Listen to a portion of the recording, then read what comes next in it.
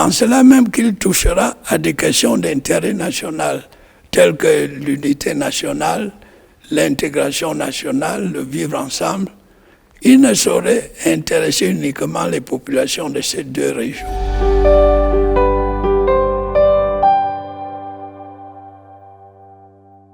I have decided to convene from the end of this month a major national dialogue that will, in line with our Constitution, enable us to seek ways and means of meeting the high aspirations of the people of the Northwest and Southwest regions, but also of all the other components of our nation.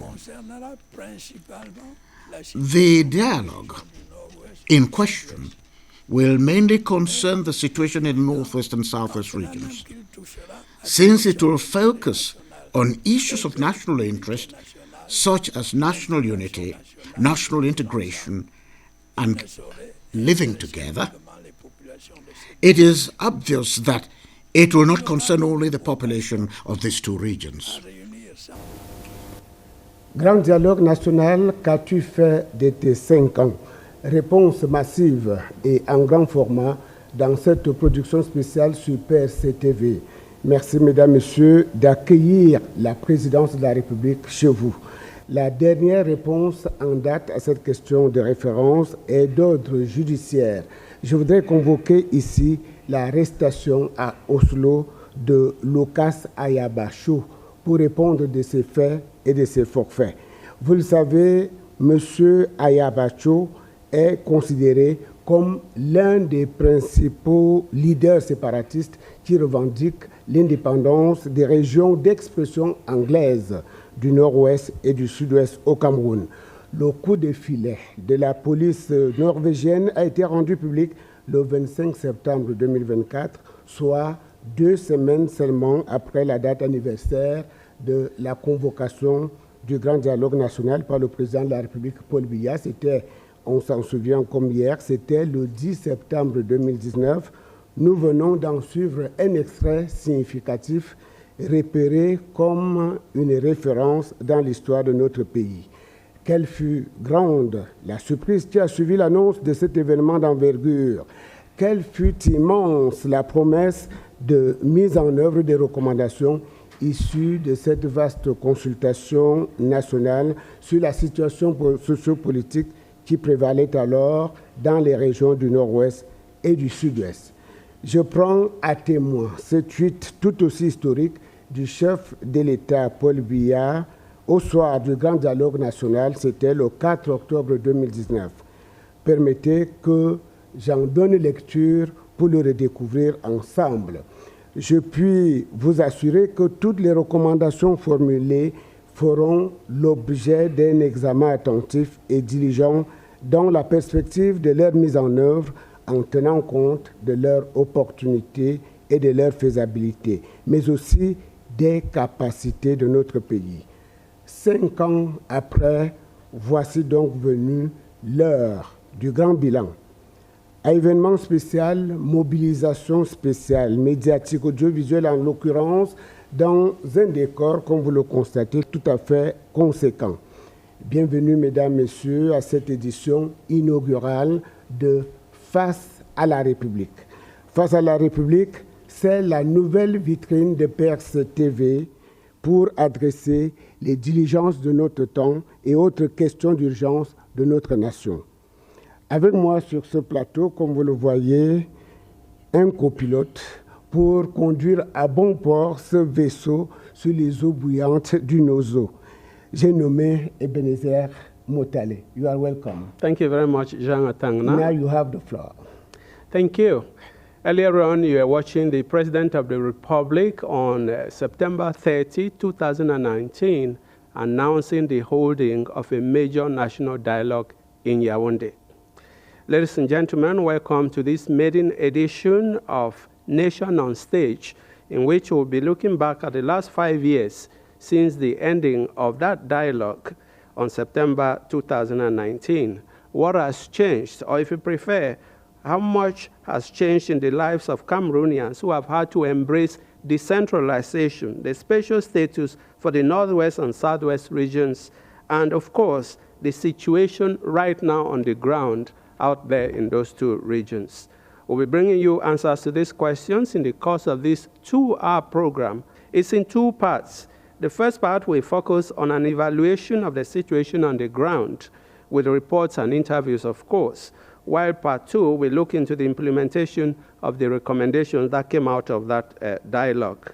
We'll be bringing you also a commitment by President Paul Biya that came in a tweet on the 4th of September, saying that he will implement these recommendations immediately.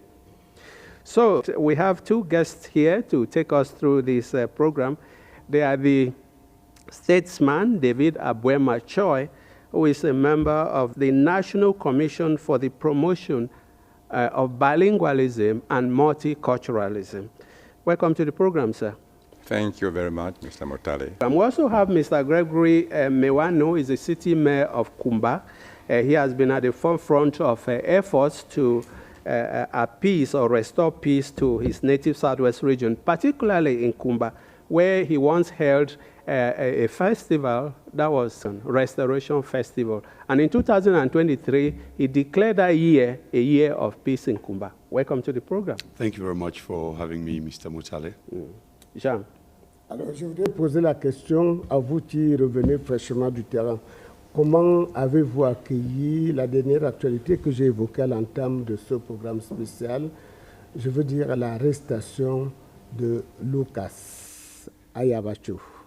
I think, Mr. Tangana, I will be very honest to say that that is one of the very great, biggest relief, actually, that denizens of Kumba, and most especially, of course, it extends to Meme Division and the Southwest region, even though not talking as the governor here, but just as a simple, city mayor. I think that was that feeling of relief, which not only in the Southwest region, but also in the Northwest region, was felt. That, it gets to the time when those accountable for huge, immeasurable criminal activities are actually taken down to answer, their responsibilities and obligations for their respective acts that they've been carrying out. So I think there was, of course, a huge jubilation for that, because it goes further, of course, to give the people, that feeling of safety, of security, of assurance, of hope that, you can't carry out criminal activities and just go scot-free. So I think it reassures, those who've been having fears and what have you, and I think that's, I repeat, not only in the Southern region, but also in the Northwest region as a whole, and in Cameroon in general. Because don't forget, you have a lot of, citizens, a lot of denizens from these two regions that have had to, fled their area, living in other areas in Cameroon. And when we have such concrete actions, being put in place, it gives them courage, it gives them hope, even to go back home, which is one of the fights we've been putting up very strongly, and which is actually, of course, succeeding. So we say kudos to the machinery of law and order in the world, not only in Cameroon, but I would say in the world at large, which means you can't commit crimes and go scot-free, irrespective of where you actually find yourself. So when you heard about this arrest, what came to your mind? I mean, it's groundbreaking, right? Yes, surely it is groundbreaking. I don't know the gentleman we are talking about. I've never met with him. I've never seen him. But I read some of the literature he wrote, and he claimed that he was giving orders to a certain number of people who were wreaking havoc in certain places. I think we have to be accountable, and we have to render accounts for all that we do. And I hope his arrest is a beginning. We saw with a certain relief what has been happening in the United States. Now, if Norway is also following suit, I think it is a good thing, and we can just feel our finger crossed and wait for the outcome. Après l'arrestation, quelle peut être la suite de la procédure? Merci, Jean-Tana. Ce sont des procédures complexes qui peuvent être longues. Parce que là, il doit passer devant un tribunal, il faut qu'on articule un certain nombre de griefs contre lui, il va se défendre. Mais je crois que le gouvernement camerounais, par des voies diplomatiques, pourra probablement, et j'espère, obtenir un certain nombre de résultats positifs. Monsieur le maire de la ville de Kumba, on parle de l'extrader au Cameroun. Et déjà, l'on perçoit des menaces. Il dit que si on tente de faire cela, il va dévoiler tous les noms de ceux qui le financent. Vous avez entendu parler de ça? Oui, bien sûr. We got that. But I think the international justice system is very clear. Like His Excellency said, there is a procedure. There are clear laws, rules, and regulations actually that does govern, say international criminals, acts of criminality internationally, which are actually going to be put in place. No one is stronger than the state, not even Ayabacho. And I think we are all actually liable and answerable to the law. And I think strongly the law is going to, be enforced. The rightful procedure is going to be taken into consideration, and that's exactly what's going to happen, even if it is brought in here. We've been going through these threats for quite a while, and the state has not budged. And I don't think this is the moment when it will. When we're actually winning, I would say, meaningful collaboration from other countries, like the US that has been doing it, and that Norway, Europe is also getting into it. And I think it's just the right thing to do that. Those who've committed crimes, are brought to the table of they answering, for the crimes they have committed. They've misled lots of young people who, of course, many of them do regret where they find themselves today. And they've impacted lots of pain onto families, including their own families themselves. And that's exactly what we cannot really understand, nor accept or condone with. So I think it is simply high time, for those perpetrators of acts of criminality to be, taken into account, held accountable for them to actually bear that.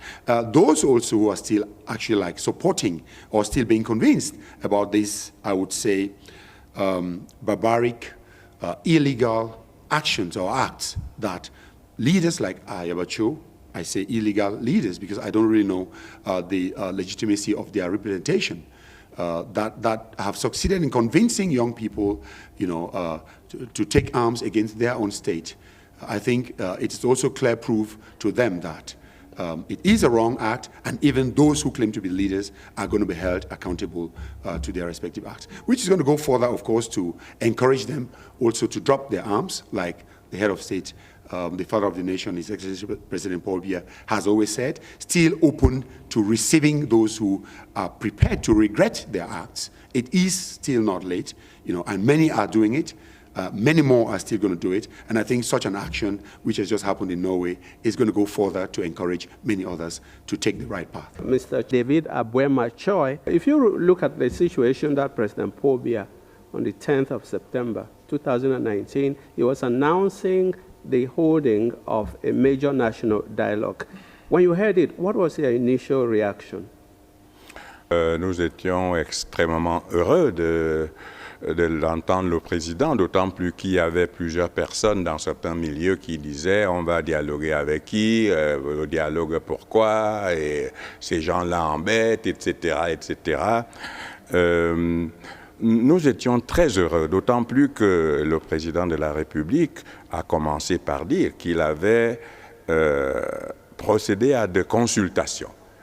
Dans le discours dont vous venez de passer un extrait, il a procédé à des consultations au vu des dommages qui avaient été constatés dans ces deux régions et qui avaient plusieurs propositions. Et c'est lui qui a choisi d'organiser le grand dialogue. Et il en a fixé les modalités et les conditions. Et je crois que quel que soit le conflit, quelle que soit les incompréhensions. Je crois qu'il n'y a pas meilleure solution que le dialogue. Il est toujours bon de procéder au dialogue, ne serait-ce que pour se comprendre, comprendre l'autre. Et si on est tous de bonne foi, on va accepter la vérité qui va s'imposer à l'issue du dialogue. Grand dialogue national, nous y sommes, le temps de l'évocation. Le lieu, c'était au Palais des Congrès de Yaoundé, perché sur la colline Nkomnyada, l'une des 7 collines qui surplombent la capitale camerounaise, symbole d'élévation des débats et de pétrification des recommandations formulées à cette occasion. Les acteurs, les personnages, les personnalités conviées, quelle diversité de profils dans le respect de l'unique fil conducteur. Aucun détail n'a échappé à l'évocation de ce grand moment de notre histoire, dont la petite histoire est ici contée par notre reporter Sabrina Ndji.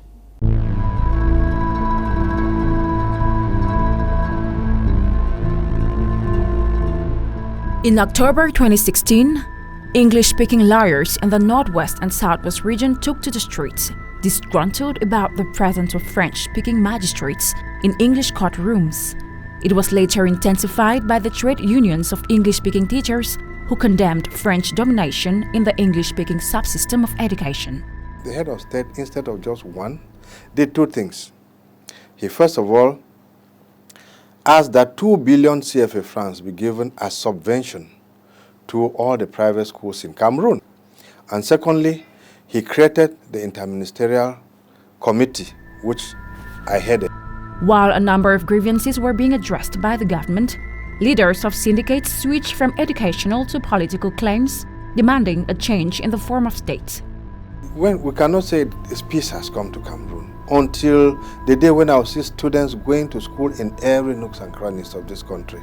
I will not say there is peace. There's relative peace, yes. At least people can go about their things in Bamenda, in Boya, and so on. But once you still hear that there is shooting, that they have killed here and there is still problem. But the major national dialogue has brought a lot of things. Now, we're not saying that it's a 100% victory for living together, because you still have remnants and pockets of violence, all right, that you find in the Northwest region and sometimes in some parts of the Southwest region. On the 10th of September 2019, His Excellency President Paul Biya convened a major national dialogue.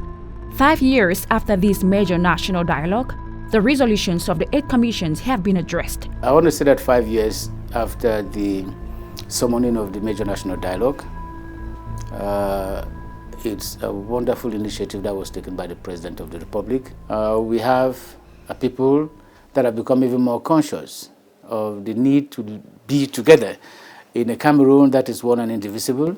The recommendation we made unanimously are today completely implemented. I should remind you that we have a high-ranking magistrate, Anglophone magistrate, who has been appointed. An Anglophone division has been created at ENAM to train, as I said earlier on, Anglophone registrars, Anglophone magistrates, Anglophone auditors. President Paul Biya is a peace advocate. He prescribes tolerance, dialogue, and unity as a passkey to all problems in Cameroon and in the world.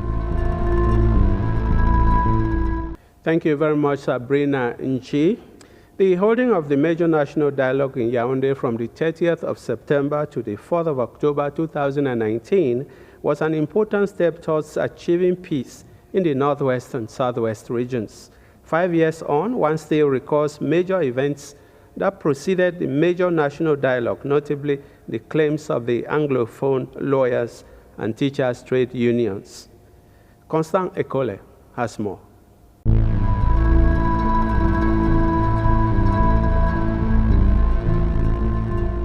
La crise dans le nord-ouest et le sud-ouest Cameroun date de départ 11 octobre 2016. Je dois à la vérité de vous dire que les avocats anglophones sont descendus dans la rue d'abord et avant tout pour une revendication. La traduction en anglais des actes uniformes OHADA, qui étaient leurs instruments de travail. Alors, plus tard, quand la crise s'est aggravée, le Premier ministre a créé donc les 2 comités et il m'a chargé de présider au nom du gouvernement le comité chargé de négocier avec les avocats anglophones. Les enseignants, sous le guide d'une dizaine de syndicats des enseignants anglophones, ont décidé de faire la grève. Puisque c'était la grève des enseignants, les étudiants, les élèves ne pouvaient pas aller à l'école. Aussi bien les plus petits que les lycéens et même, à un moment donné, les universitaires. Dès 2017, sous la conduite du Premier ministre Philippe Moyan, qui multiplie les descentes sur le terrain, l'on enregistre des avancées notables avec la publication des textes traduits en anglais, mais les tensions persistent. Sur le terrain, les combats entre soldats et séparatistes prennent corps et deviennent quasi quotidiens. En 2018, les dégâts matériels et humains deviennent importants. Les forces vives et les organisations internationales installées au Cameroun se lèvent pour réclamer le dépôt des armes. Le clergé et les autres appellent eux aussi à trouver des cadres de dialogue pour arrêter la saignée. Septembre 2019, le président de la République, toujours à l'écoute de la nation et qui reçoit les rapports du terrain, annonce la tenue d'un grand dialogue national pour résoudre la crise. La préparation du dialogue est confiée à une commission préparatoire qui consulte les parties prenantes et définit les thèmes et les objectifs de la palabre qui a lieu au Palais des Congrès de Yaoundé du 30 septembre au 4 octobre 2019. Il était donc question, selon les thèmes du président, de trouver des voies et moyens pour résoudre cette crise. Lundi 30 septembre 2019, c'est le jeudi. Le Palais des Congrès de Yaoundé accueille près de 500 personnes venues des 10 régions du Cameroun et de l'étranger pour prendre part au débat. La présence des ex-séparatistes épris de paix est remarquable. Le Premier ministre chef du gouvernement, Chief Dr Joseph Diongouté, préside les travaux qui se déroulent en 8 commissions, à savoir bilinguisme, diversité culturelle et cohésion sociale, système éducatif, système judiciaire, décentralisation et développement local, reconstruction et développement des régions touchées par la crise.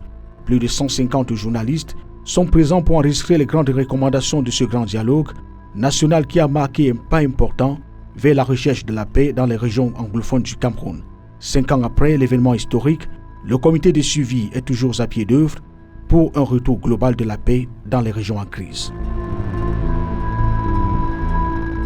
Yeah, thank you very much. Now, thanks to government's effort, life is progressively returning to normal in the Northwest region. On the occasion of the 5th anniversary that we are commemorating today, Laurent Gisugbe, reporting from the Northwest region, makes a cross-presentation of the current socio-political situation in that region of the Northwest.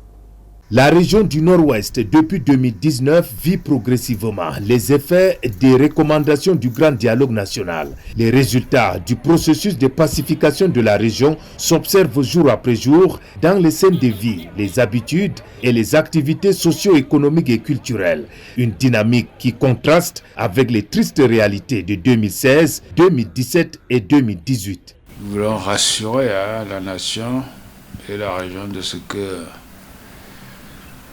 la situation sécuritaire est sous le contrôle des forces de sécurité et de maintien de l'ordre. Grâce à la collaboration croissante des populations, des chefs traditionnels, des élus locaux, la plupart des localités qui vivaient dans l'insécurité sont revenues à une vie normale. Beaucoup de déplacés sont rentrés. Les zones dites rouges autrefois virent progressivement au vert. Les déplacements des personnes et de leurs biens dans la Mésame comme dans d'autres départements de la région, une ambiance jalonnée des activités socio-culturelles avec la relance des festivals au sein des communautés. Toutes choses dues en partie au projet Paix et Développement de l'Assemblée régionale du Nord-Ouest. Les gens étaient presque pétris de peur et ils ne se rencontraient plus, il y avait beaucoup de divisions. Il fallait faire quelque chose pour amener toutes les forces vives de la communauté ensemble. C'est ainsi que nous avons donc des axes majeurs de ce projet. Il y a un axe social, des projets à haute intensité de main-d'œuvre. Tous les grands projets se matérialisent désormais sans difficulté ni peur. La réhabilitation de la route Babadjou-Bamenda, la construction de la ring route ou encore le centre amplisseur du gaz domestique en sont quelques illustrations de ce climat du retour progressif à la stabilité. La vie sociale a, comme cela, pu reprendre dans la plupart des communautés. La vie culturelle également. Les écoles ont progressivement repris, y compris dans certains villages reculés. Beaucoup de jeunes qui étaient encore en brousse, certains d'entre eux ayant été à la rencontre tripartite, ils ont pu, comme cela, faire sortir de la brousse beaucoup de leurs pères. Le sentiment de justice, le respect des droits de l'homme retrouve un champ encore plus large dans les rapports qui lient les usagers aux services communaux et régionaux. Ceci grâce au Public Independent Conciliator qui en a fait ses défis depuis sa création. Depuis qu'on a commencé, il y a une nette progression de la paix. Nous sommes ensemble avec les maires pour amener la paix et tout le monde est sensibilisé sur la justice sociale. Avant, on avait beaucoup de plaintes. Maintenant, tout le monde est au courant de ce qui va se faire. À ce stade, nous sommes en train de réussir à amener la paix dans la région du Nord-Ouest. L'étendue de la région du Nord-Ouest vit aujourd'hui un climat d'apaisement assorti de nombreuses initiatives de développement, lesquelles initiatives sont portées essentiellement par les structures du statut spécial partant de toutes les autres entités du processus de décentralisation. Le grand dialogue national n'a pas encore fini de faire ses effets.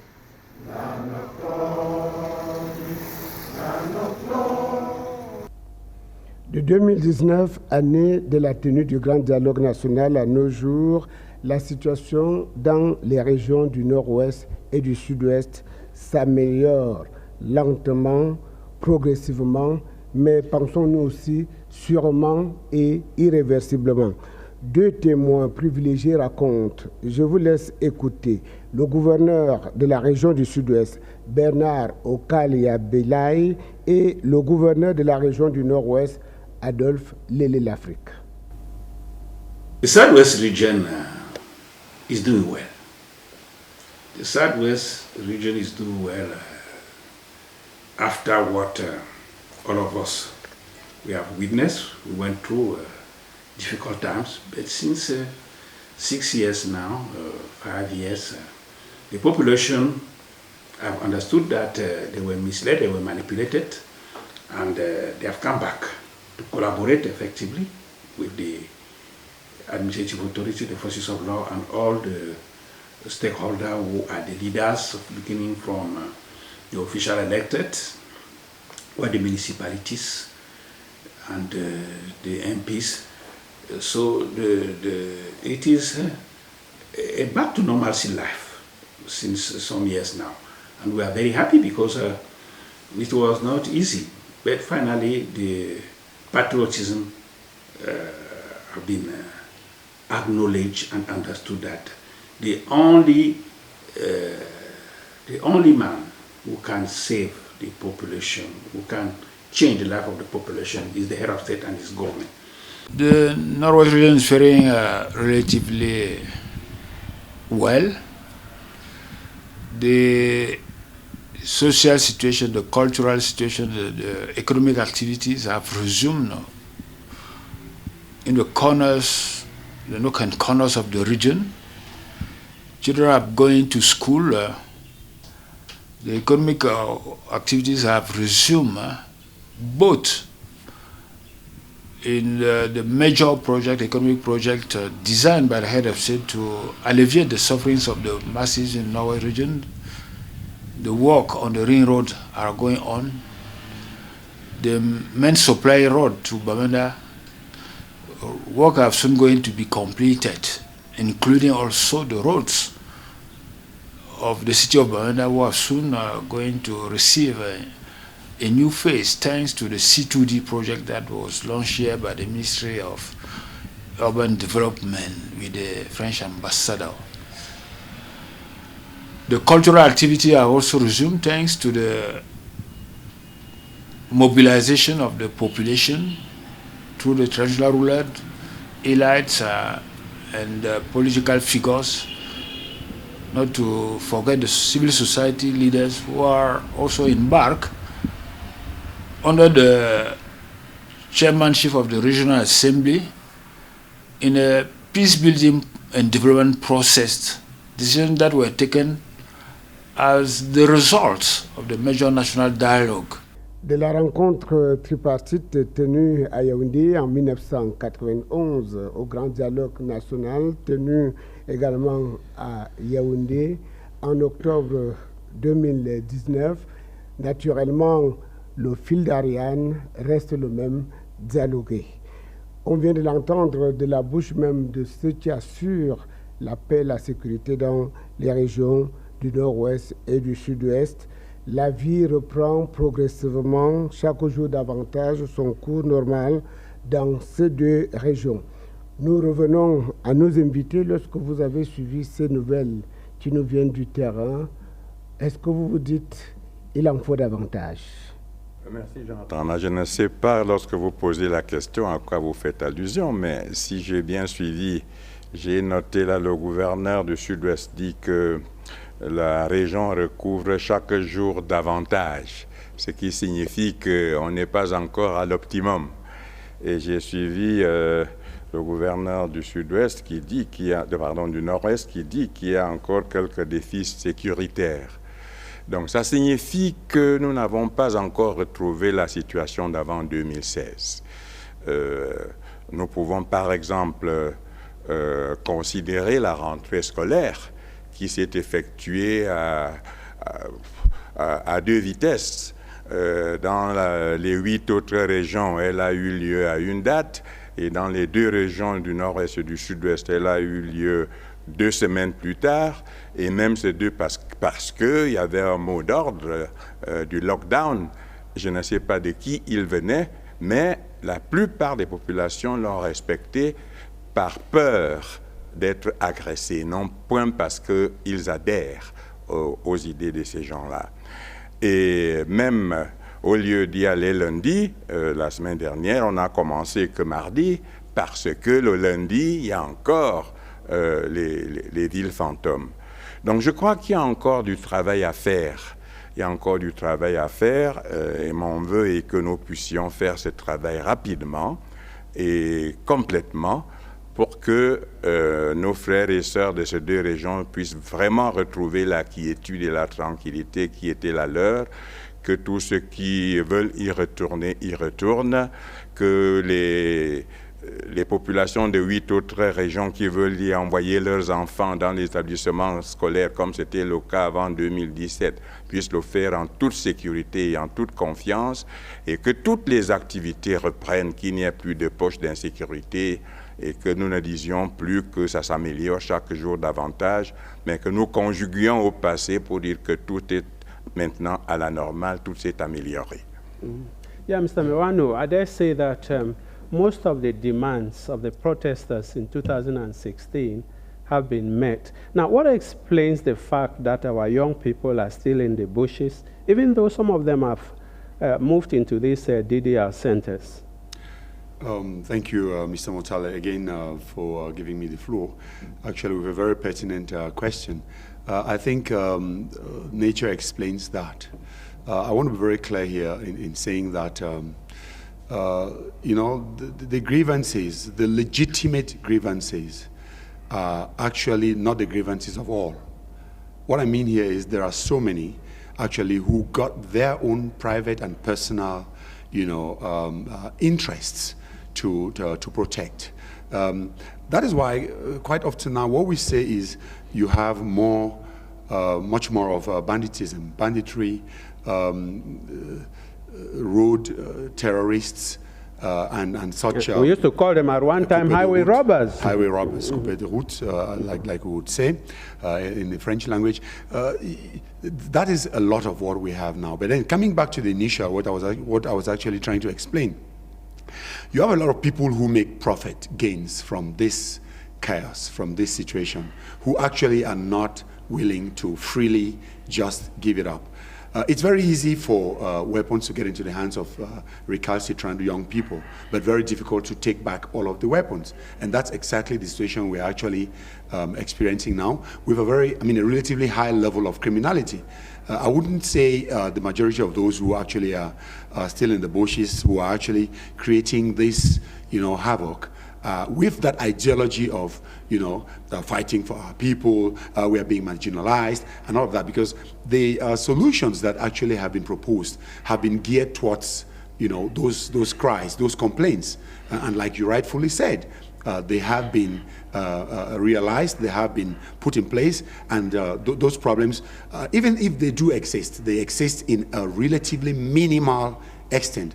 So I can't really tell you why some are still in the bushes, if it is not actually for the simple gains that they are making. The gains they get from kidnappings and so on, and it's millions. Kidnapping, forcing farmers in villages to pay illegal taxes. So it's war gains.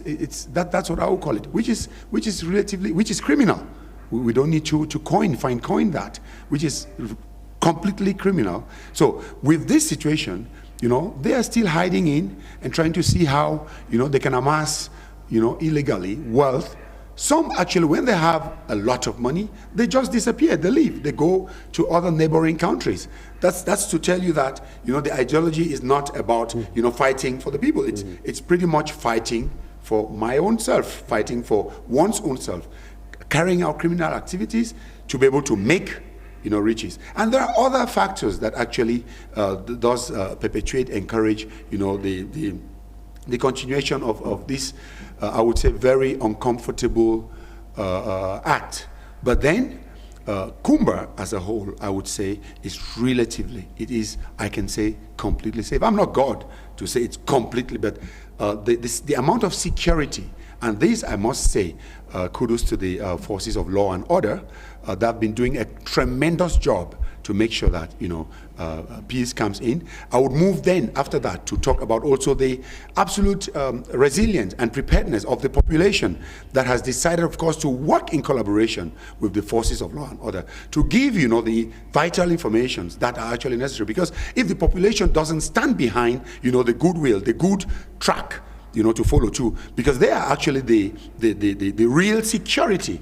The forces of law and order cannot be all over the place at the same time. They don't have the attribute of God, the omnipresence attribute. So the population must work hand in glove, of course, with the forces of law and order to give them the information to make sure that their community is safe. 2023, you had this restoration. Restoration Festival. Exactly. What was the idea? Just what you've just explained. That is exactly what it is, because you see, with a situation like this, the population following the very negative, sad, criminal happenings that did happen.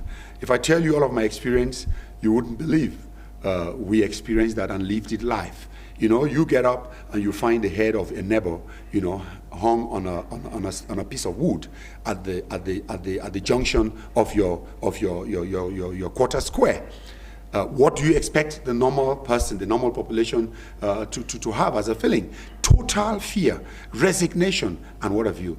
But like I said, thank God, the forces of law and order came in. The state, put its fingerprint on the existence of the state, and that's why when I came in, I made sure the first thing we should do is win back confidence of the population, take away their fear.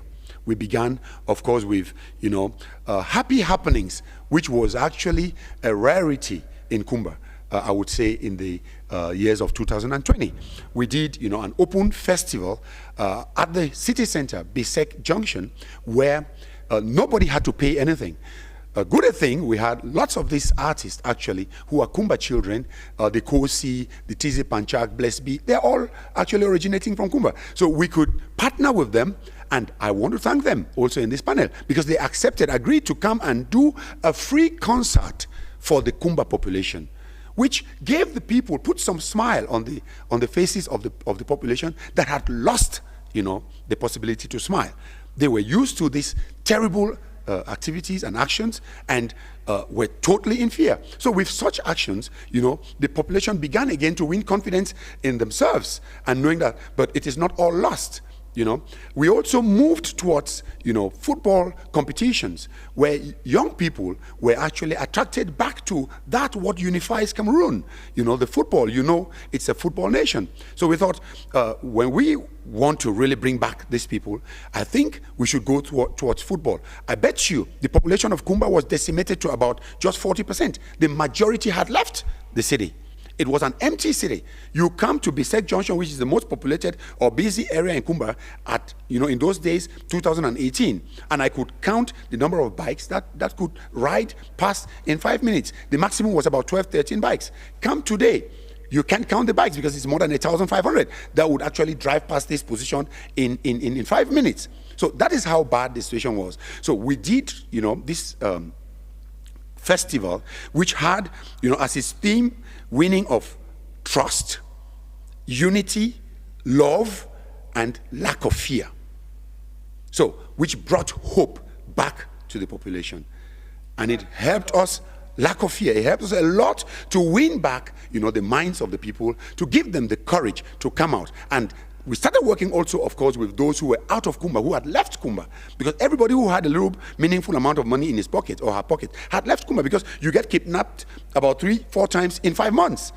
And of course, ransom being taken. So all of those who had a little bit of means left the city. So we had to start encouraging them to come back to the city.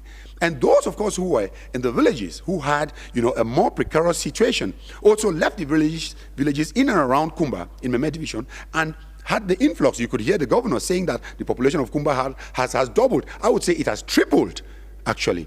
So we could, welcome, receive this, internally displaced, and those who had left Kumba to Douala and Kongsamba, Lum even, that is just nearby, I could encourage them, we could encourage them, our actions could encourage them to bring them back to the city. And that is what actually accounts for this population increase which you now find in Kumba. So such activities, such actions, population drive, and making the people understand that they have to do it themselves. We do it together. It's not the city mayor who is the Rambo, who is going to do everything, or the state, or say the forces of law and order alone. No, it has to be a communal driven action.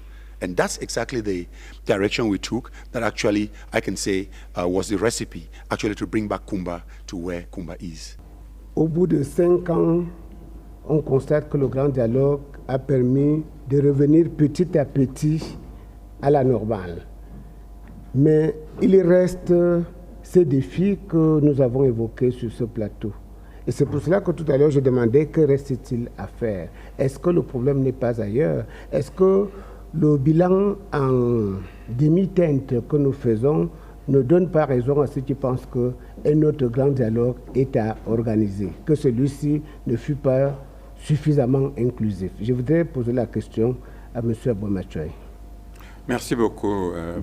Jean-Tardin. Permettez, avant que je ne réponde clairement à votre question, que je rebondisse sur un certain nombre de propos que j'ai entendus. Le gouverneur du Sud-Ouest a dit que les populations ont été manipulées, qu'on leur a vendu du vent. Qu'est-ce qu'il y avait dans ce vent? Parce que pour qu'ils achètent quelque chose, il y avait bien un contenu. Et si je me réfère à la lettre que les évêques de la province ecclésiastique de Boya qui couvre le nord-est et le sud-ouest, ont envoyé au chef de l'État, ils ont dit dans cette lettre que les manifestations que nous voyons, qu'il s'agisse de revendications corporatistes ou des autres griefs qui sont articulés contre la gestion publique, la gouvernance, ne sont que des symptômes. Le problème est ailleurs. Et le président de la République, dans sa grande sagesse, le 10 février 2018, a demandé que l'on aille au cœur du problème. Alors, je vais essayer de dire, à mon avis, ce qui constitue le cœur du problème.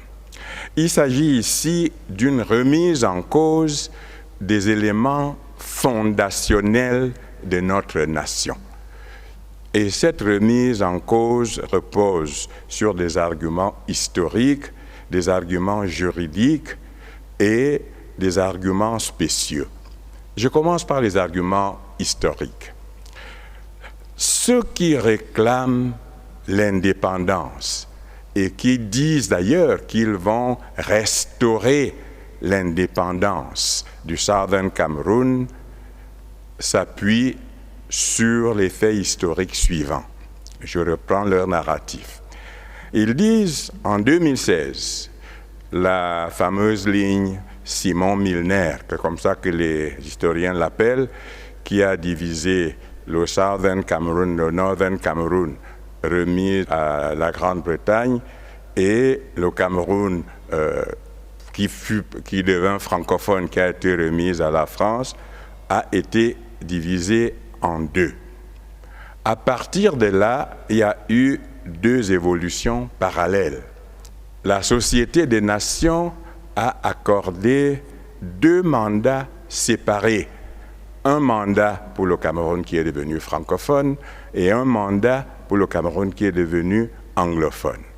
En 1945-46, les Nations Unies, transformant le mandat en tutelle, ont conservé la même dénomination.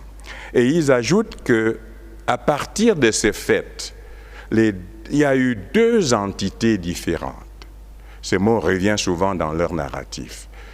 Que l'entité anglophone a été introduite à la gestion publique selon un paradigme différent, la décentralisation et le gouvernement indirect, le indirect rule. Tandis que l'autre partie, celle où nous sommes là, a été introduite à la gestion des affaires publiques selon le paradigme centralisateur. Ils ajoutent que jusqu'au plébiscite du 11 février 1961, les résolutions des Nations Unies ont été prises séparément pour le Cameroun sous tutelle française et le Cameroun sous tutelle britannique. Et la levée de la tutelle a eu lieu à des dates différentes dans les deux entités. Alors, à partir de là, ils disent que c'est l'entité anglophone qui a décidé volontairement de s'unir avec l'entité francophone sur une base d'égalité. Il insiste dessus, puisqu'on était deux États fédérés de même statut. Mais là où je dis que le raisonnement est spécieux, voilà, c'est leur narratif là. Voilà leur narratif. Peut-on le déconstruire? Non, sur le plan historique, on ne peut pas le reconstruire. C'est rigoureusement exact. Voilà. Mais là où on peut déconstruire, c'est qu'ils disent que les conditions dans lesquelles la réunification a été faite n'ont pas respecté une des résolutions des Nations Unies qui demandait qu'on ait une convention entre les deux entités. Or, cette résolution disait clairement qu'on peut signer une convention entre les deux entités ou procéder à des arrangements qui seraient convenus entre le gouvernement du Southern Cameroun et le gouvernement de la République du Cameroun. Et M. Fountia et M. Ayidjo ont décidé qu'ils procéderaient par un échange de notes et non une convention, puisque nous n'étions pas des États indépendants séparés. Donc, il y a eu échange de notes. Et on ne peut pas dire que la réunification a été faite sur des bases fausses. Donc, c'est à partir de là qu'ils disent, comme il n'y a pas eu de convention, même notre réunification là n'est pas valable. Il faut donc restaurer l'indépendance du former Southern Cameroon. Alors, ce narratif a été vendu aux populations. C'est ce que le gouverneur appelle le vent. A été vendu aux populations qui y ont adhéré. Il faut le dire, la majorité des populations en 2017 croyaient que l'indépendance était à la porte, que les libérateurs étaient venus. Et beaucoup de ces jeunes gens qui se battent On leur a dit, vous allez libérer la partie, vous êtes des combattants de la liberté, vous allez libérer votre parti. Alors, cette idéologie a été incrustée dans les mentalités. Et comme le dit cette convention, puisque c'est dans l'esprit des hommes que naissent les guerres, c'est dans l'esprit des hommes aussi que doivent être élevées les barrières de la paix, les défenses de la paix. Les défenses de la paix. Bon. Oui. Alors, je crois que présenté comme ça, à mon avis, et avant de donner mon avis, je relève que le président de la République a quasiment tout fait dans les autres domaines. Si nous prenons le domaine administratif et politique, nous connaissons toutes les nominations qu'il y a eu dans ces secteurs-là. Nous prenons le domaine institutionnel. Il a créé la commission à laquelle j'appartiens, la fameuse commission pour la promotion du bilinguisme et du multiculturalisme. Et du vivre ensemble. Et du vivre ensemble. Et il a accordé un statut spécial aux régions du Nord-Ouest et du Sud-Ouest, sur lequel nous reviendrons peut-être. Sur le plan économique, il a mis en place un plan de reconstruction et on a déclaré ces deux zones sinistrées. Sur le plan sécuritaire, dans notre concept armée-nation, nous voyons comment les populations et l'armée sont main dans la main. Sur le plan humanitaire, il a mis en place le DDR, des armements de mobilisation et réinsertion, et il conserve sa main tendue, l'offre de paix qu'il a toujours tendue. Sur le plan diplomatique, il a expliqué à tous nos partenaires la réalité de cette crise. Mais il y a une graine qui a été semée, qui a germé dans certaines mentalités. Et il faut déraciner cette graine. C'est pour cela que, puisque vous m'avez demandé ce qu'il faut faire, je termine par là. Et je rédite ma question. Voilà, faut-il un grand dialogue, un autre grand dialogue? Oui. Je crois qu'il faut... Il y a plusieurs choses qu'on peut faire. La première, c'est d'abord d'aller vers ces populations. Si possible, avec les gens qui tiennent ces narratifs, que nous organisions des débats publics où nous pouvons déconstruire leurs narratifs. Parce que les populations sont des gens honnêtes. Ils verront que sur la base des documents qui seront présentés, ce qu'on leur a dit est faux. Parce que beaucoup aujourd'hui se disent, et c'est là le danger, beaucoup aujourd'hui se disent, ils sont plus forts que nous, ils peuvent nous écraser aujourd'hui, mais gardez ça dans l'esprit, on vous a conquis, quand vous aurez un peu de force, dans 10 ans, 20 ans, redémarrez. Or, nous ne voulons pas laisser ce pays avec cette épée de Damoclès qui va continuer à pendre sur leur tête. Donc, il faudrait que nous puissions aller auprès des populations avec ces gens, publiquement, déconstruire ce narratif, sensibiliser les populations pour leur montrer comment elles ont été trompées. Et s'il y a des gens qui ont d'autres arguments, qu'ils les mettent là sur place, qu'on en débatte, parce que nous avons tous les arguments qu'il faut pour en débattre. Mais l'argumentation spécieuse de l'indépendance volée ou confisquée, à mon avis, doit être déconstruite. Et je pense que cela est nécessaire. La documentation de tout ce que je dis là existe. On peut retracer les échanges de notes on peut retrouver les échanges de notes entre le Southern Cameroun et le Northern Cameroun. J'ai été gouverneur dans ces deux régions. Je peux vous dire exactement dans quel file ça se trouve et où on peut les sortir. Alors, faut-il un autre grand dialogue?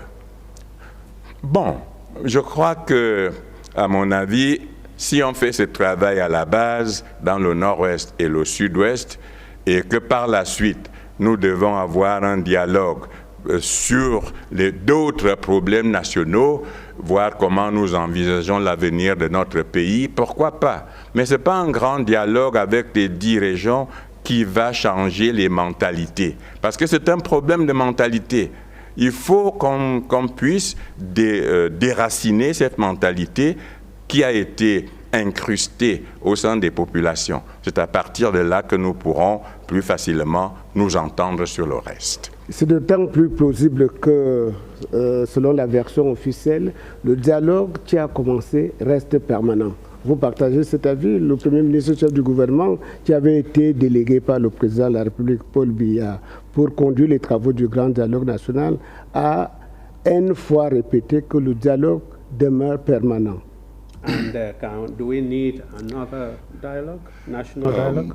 I think a nation with our history will always continue dialoguing.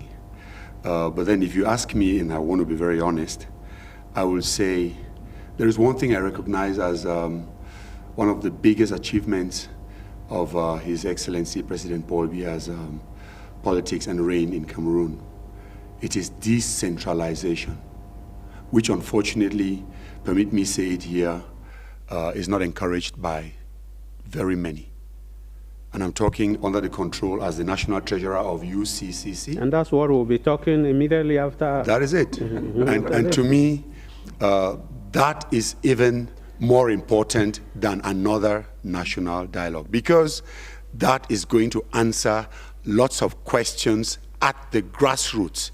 It will give the Denisens, the Cameroonians, the local population, not only of the southwest region and the northwest region, but in all 10 regions in Cameroon, to have, their development, their destiny, their economic empowerment, have it in their hands, so that we can, like we have been seeing, enjoy the fastest growth rate that Cameroon actually has had in the past years. It has come with decentralization. So the blockages, those who are not apostles of that gospel, of the architect of this nation, President Paul Biya, I call him the architect of decentralization. I think we all have to give the father of the nation the fullest support in that, and he would answer, if not all, 99%, almost all of our questions in Cameroon.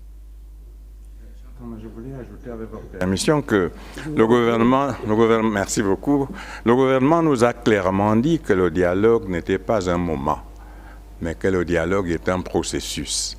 Je crois que ce qu'il nous faut, c'est de trouver de bonnes initiatives pour engager de bons mécanismes de dialogue.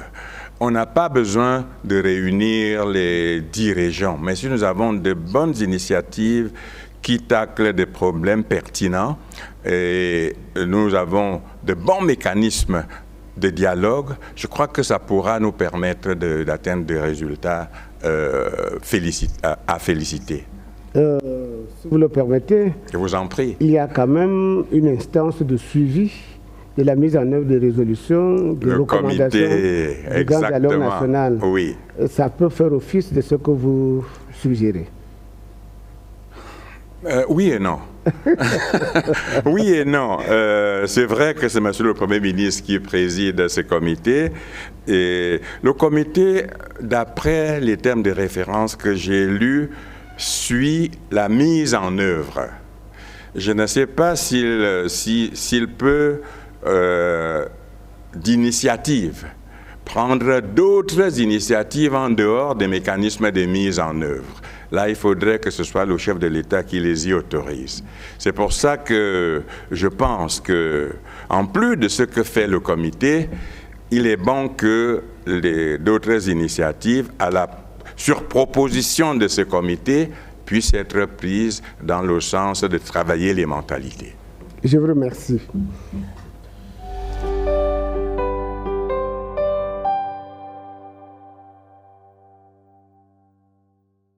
La décentralisation, cela a été dit sur ce plateau, c'est l'une des réponses apportées par le chef de l'État à la crise qui prévaut dans les régions du Nord-Ouest et du Sud-Ouest. Accélération, approfondissement de la décentralisation, du discours à l'action. Depuis les élections régionales du 7 décembre 2020, une grande première au Cameroun, les conseils régionaux siègent, délibèrent et opèrent sur le territoire national. Le statut spécial dévolu aux régions du Nord-Ouest et du Sud-Ouest a vu naître de nouvelles institutions dans l'espace des collectivités territoriales décentralisées.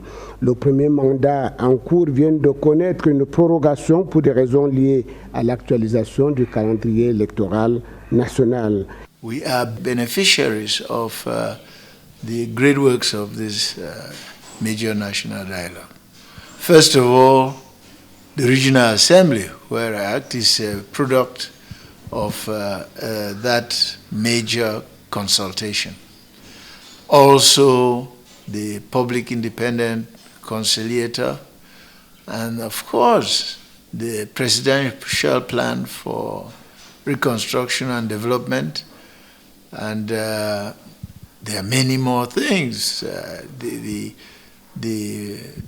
national promotion for the bilingualism and multiculturalism, which has had its offices here, and they follow us.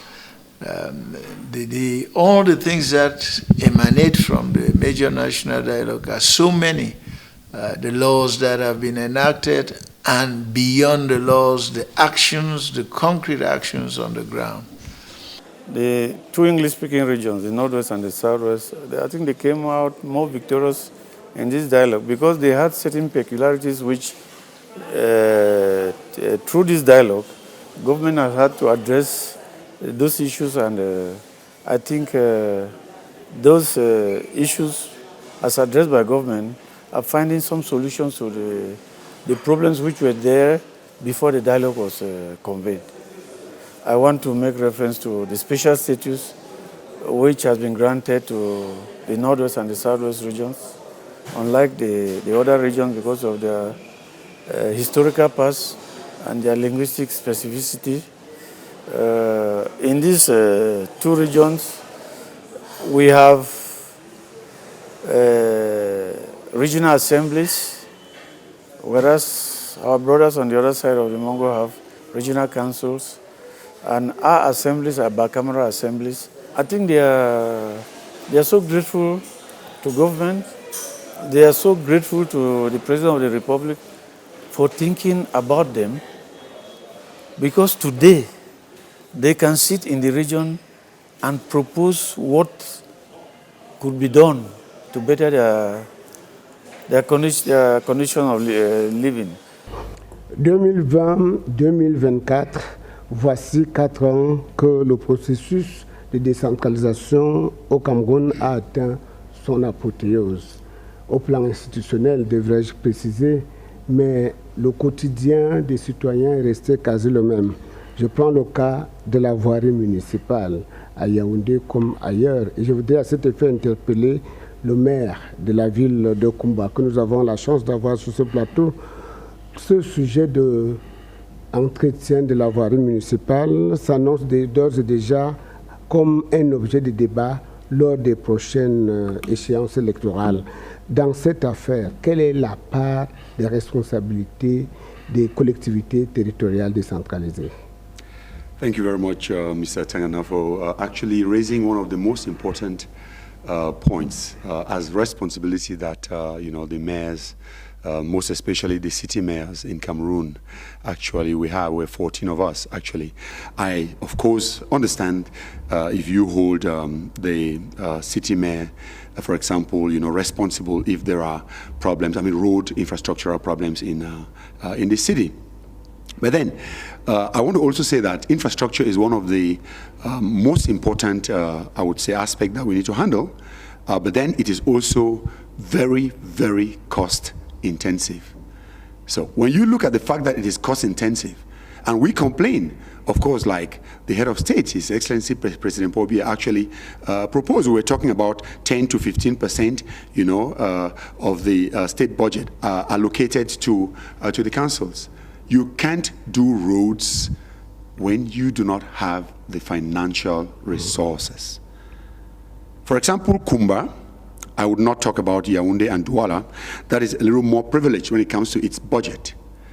Kumba received 287 million francs decentralization dotation yearly from the Minister of Decentralization, whom I want to, in a very special way, pay tribute to, thank him very much for a tremendous job, His Excellency George Elanga Obam, for the kind of collaboration and the efforts that he makes in making sure that the councils are taken care of. But then, even him hasn't enough money. When I say him, I'm talking about his ministry. Hasn't enough money to be able to give to the councils, most especially the city councils that has, you know, a huge, I would say, problem of infrastructure. You're just talking about roads. If Kumba, for example, has just 287 million francs decentralization dotation, and Kumba being rich in earth road existence, I personally, as a city mayor, have embarked in making sure that all of these 287 million francs that we have received for the past 4 years has been invested on road maintenance and, you know, road construction. That's why you have a lot of bricks being put on the streets in Kumba. Why? Because we decide, of course, looking at the minimal resources we have, to embark on using local material to build our roads, our streets. The tar, which we are not very rich in, that is also very expensive, does not come to our reach with a decentralization dotation of 287 million francs yearly. Local taxes that we're actually supposed to have does not permit us to have enough resources, of course, even to pay our workers. I personally inherited 9 months arrears salaries with about 985 billion francs arrears taxes, 98 million francs arrears CMPS. Ask me how I'm actually coping. So you see, all of what we need is, of course, the resources, financial resources. Before we start talking about human resources, if we have the financial resources, we'll be able also to, you know, hire adequate personnel resources for us to be able to impact our local communities in our respective manner. Yeah. The vision and dreams of His Excellency President Paul Biya of decentralization should be put in actual practice. It should follow suit with financial resources. Yes, Mr. Abuema Choi, you've just heard that. Now, what actually gets people to talk about decentralization as effective, where this is a mayor who is out there and is facing the realities? What makes it effective when they say so? Mais il y a beaucoup de choses qui font que ce soit effectif.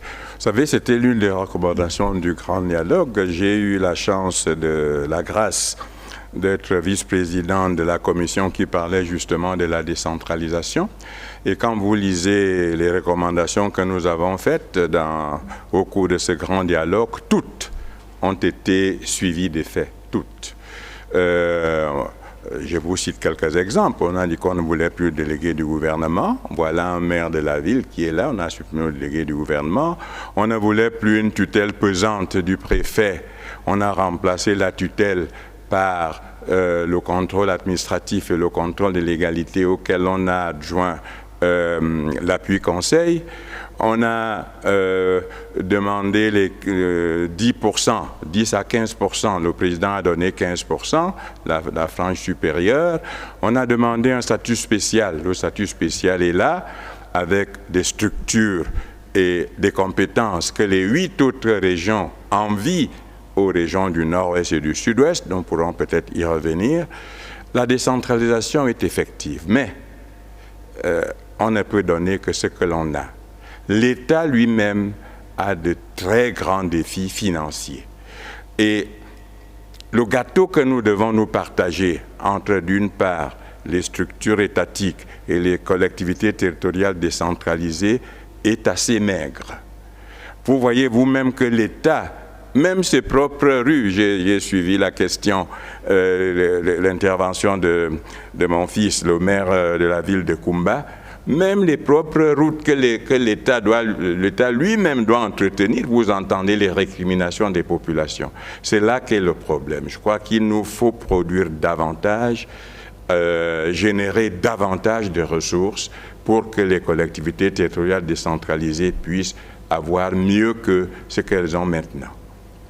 Et d'ailleurs, je voudrais rappeler que le chef de l'État, dans son tweet au soir du Grand Dialogue national, disait, et c'est la dernière articulation de ce texte de référence, que la mise en œuvre des recommandations se fera aussi en fonction des capacités de notre pays. Exactement. Et je crois qu'on a tendance à le perdre de vue. Exactement. Yes. Yeah, Mr. Mewanut, tell me, this decentralization we're talking about, out there in Kumba, for example, do you have all the powers that you are supposed to have that the ministers would have transferred to you by now?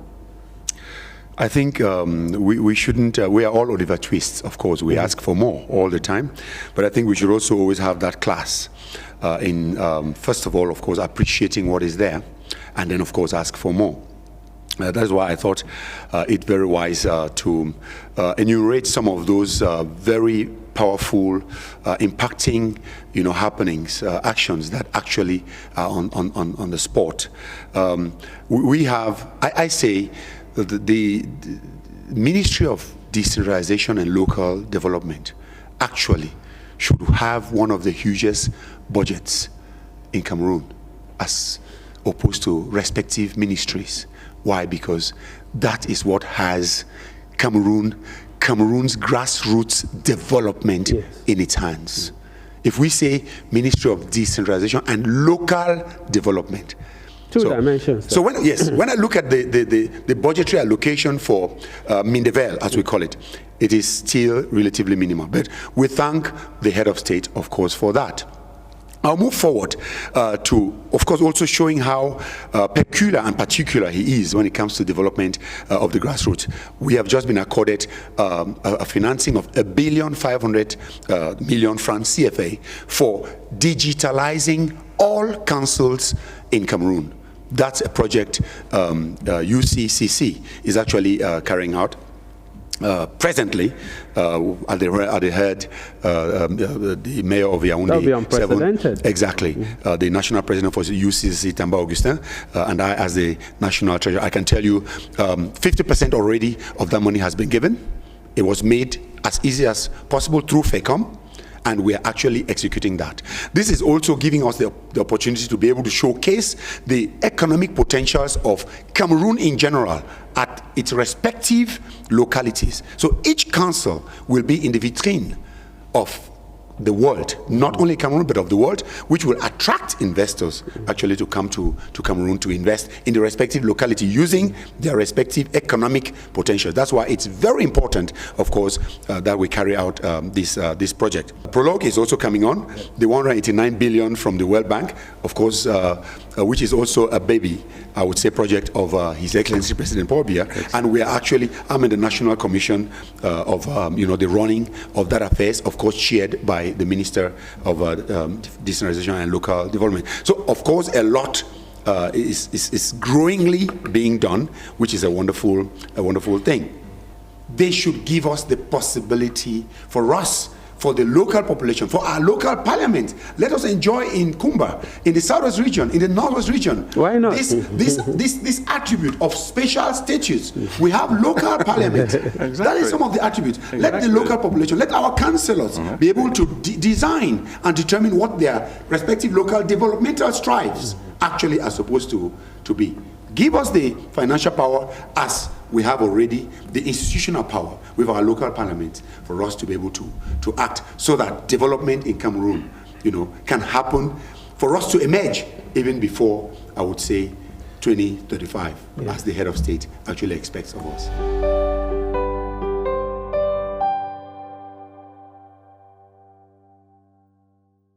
Now we'll continue with another recommendation of the Major National Dialogue, which is about reconstruction and development, initiated by the head of state. Is a key outcome of the dialogue.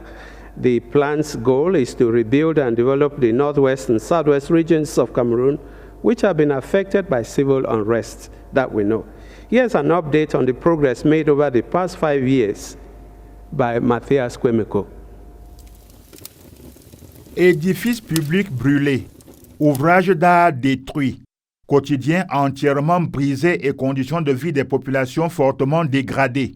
Le nord-ouest et le sud-ouest affichaient un visage peu reluisant dans un environnement où il n'était nullement facile d'aller et de venir.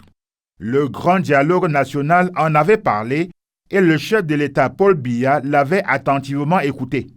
Le plan présidentiel pour la reconstruction et le développement du nord-ouest et du sud-ouest est donc imaginé pour mobiliser les ressources financières en vue de réduire les effets de la crise sur les populations et l'économie de ces deux régions dévasté par la crise sociopolitique ambiante. Il est axé sur 3 piliers: la restauration de la cohésion sociale et de la paix, la reconstruction et la réhabilitation des infrastructures de base et la redynamisation de l'économie. Le budget prévisionnel du PPRD se monte à 154 milliards de francs CFA. Des efforts de l'État, du secteur privé et des partenaires bilatéraux et multilatéraux du Cameroun ont permis de mobiliser une quarantaine de milliards de francs CFA, soit moins du tiers de l'enveloppe prévue. En dépit de cette difficile mobilisation des ressources, le président du comité national de pilotage du PPRD, Paul Tasson, par ailleurs ministre délégué auprès du MINEPAD chargé de la planification, dit avoir aussi orienté les urgences sur le terrain vers la réhabilitation de plusieurs infrastructures scolaires et sanitaires détruites, la revitalisation de l'économie locale à travers la fourniture des appuis aux coopératives agro-pastorales et aux jeunes entrepreneurs du numérique. Mais l'environnement sécuritaire n'aura pas aussi facilité la mise en œuvre du plan présidentiel pour la reconstruction et le développement de ces 2 régions. C'est certainement la raison pour laquelle le Premier ministre, chef du gouvernement, Joseph Dion-Ngouté, a pris le 30 juillet 2024 un arrêté portant réajustement de l'orientation du plan. Ainsi, l'accent sera désormais mis sur l'implication accrue des collectivités territoriales décentralisées, notamment les communes, les assemblées régionales, les missions de développement et les services déconcentrés de l'État pour gérer et diriger la reconstruction et le développement des communautés. Pour le ministre délégué Paul Tasson, cette nouvelle phase de relance décidée par le gouvernement se concentrera sur la redynamisation du secteur agro-industriel. Ainsi, les parties prenantes à l'exécution du plan présidentiel devront engager des pourparlers avec des équipes dirigeantes de la Cameroon Development Corporation, de Pamol Plantation et de Upper Noon Valley Development Authority pour explorer la manière dont le plan pourrait intervenir pour améliorer les activités de ces entreprises et induire incidemment un mieux-être pour la population. The PPRD is going. You know, this is the third phase. The first phase was piloted by UNDP, and many beneficiaries, many stakeholders were not involved. Sometimes in a village, people did not even know that PPRD, the program of PPRD has achieved an investment. Today they have organized it in such a way that it is the governor who is the president of the steering committee for the follow-up. So all the stakeholders, beginning from the traditional ruler, the chief of the villages, the municipalities, the municipal councillors, the MPs, all of us we are following. So that if something is not well done at the beginning, even the choice of the site or what should be done in priority, it will come from the grassroots. They are the one now to select the priority in among the various proposals. Last week we had the second steering committee, and people are really satisfied in the sense that they follow up now. They know, because as I mentioned in the past, they were just informed, surprised. So we now want those population to acquire, to take the control of those structures. Because when a water project is constructed, when a school is built or refurbished, the beneficiary should take the control, the full control, so that those of misleaded brothers, children, should not come and destroy it. Or even the management should be properly done. That is what I'm inviting the beneficiary to do now. It is their infrastructure. They are the users. They must maintain it and keep it and protect it. And because they are the one who at the beginning decided to where the infrastructure should be placed, they choose what should be done. It is their team, it is their property. They should not wait for the administration or the mayor to come and do this. On a daily basis, they should protect and care about their the infrastructure. Many projects are going on the ring road, the main entrance to Bamenda. Many developmental projects has been undertaken, realized thanks to the PPRD and thanks to the peace that is coming back in our various communities, not only in remote area, but in almost all the big cities of the country. We are now calling the population to contribute, to continue mobilizing themselves to assist the security services in helping them to have the intelligence to confront and to shun out from our communities those that are still promoting chaos and disorder. Le plan présidentiel de reconstruction et de développement des régions du Nord-Ouest et du Sud-Ouest a bien y regardé. M. Abouamachoui ressemble à un travail décisif. Aujourd'hui, on construit, demain, on vient détruire et on recommence. Est-ce que dans la mise en place des procédures, quelque chose n'a pas failli? Est-ce que la reconstruction n'est pas venue avant la fin des hostilités dans ces deux régions? Merci beaucoup. Je voudrais préciser ma question, comme on dit au quartier, est-ce qu'on n'a pas mis la charrue avant les bœufs? Avant les bœufs. Merci beaucoup, M. Jean-Tana. Effectivement, cette question a fait l'objet de débats nourris pendant le grand dialogue national, mais voici les raisons pour lesquelles il a été recommandé de mettre en place un plan présidentiel de reconstruction et de développement. D'abord parce qu'il y avait des infrastructures critiques qui avaient été détruites, des ponts qui reliaient un certain nombre de villages ou des hôpitaux qui servaient un arrondissement qui avaient été incendiés. Et le grand dialogue a pensé que la situation n'était pas la même partout. Il y a des poches de sécurité et des poches d'insécurité. Et là où on a une poche de sécurité, on peut valablement reconstruire.